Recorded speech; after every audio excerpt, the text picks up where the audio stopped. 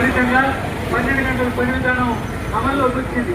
గతంలో మహిళలు రాత్రిపూట పని మహిళలు చేయకుండా నిశ్చింతం ఫ్యాక్టరీలు, కానీ వాళ్ళ మహిళలు కూడా రాత్రిపూట పని చేయాలని ఒకవైపు అత్యాచారాల గురించి అలాగే అంచువేతల గురించి మాట్లాడుతూ రెండో వైపు మహిళల్ని పిల్లలు కూడా రాత్రిపూట పని చేసే విధంగా ఇవాళ ప్రభుత్వాలు చట్టం తీసుకొచ్చినాయి. అందుకని అసంఘటిత కార్మికులు అలాగే కార్మిక హక్కుల కోసం పోరాడే వాళ్ళందరూ కూడా ఈ చట్టాన్ని పునరుద్ధరించాలని 4 లేబర్ కోడ్లు రద్దు చేయాలని ఆందోళన చేస్తున్న సందర్భం జరుగుతూ ఉంది. అలాగే ఇవాళ దేశవ్యాప్తంగా కార్మికుల దుస్థితి మరీ దారుణంగా పెరిగిపోయింది.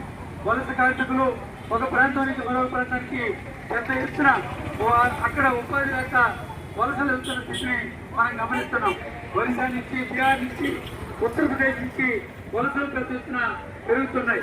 ఇవాళ నోయిడాలో నిన్న ఏప్రిల్ 13వ తేదీన 15,000 జీతం కాదు మాకు 20,000 జీతం పెంచాలని ఆందోళన చేస్తే వాళ్ళ మీద లాఠీచార్జ్ చేసింది.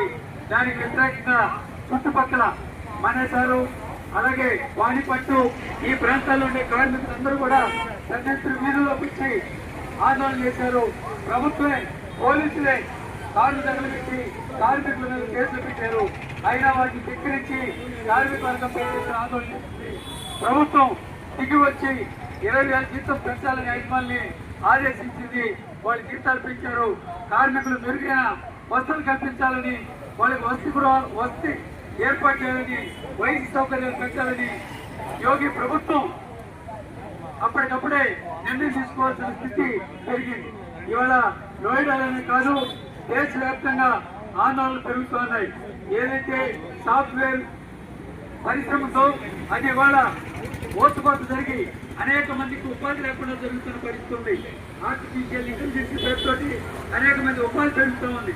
బ్యాంకుల్లో, ఇన్సూరెన్స్ లో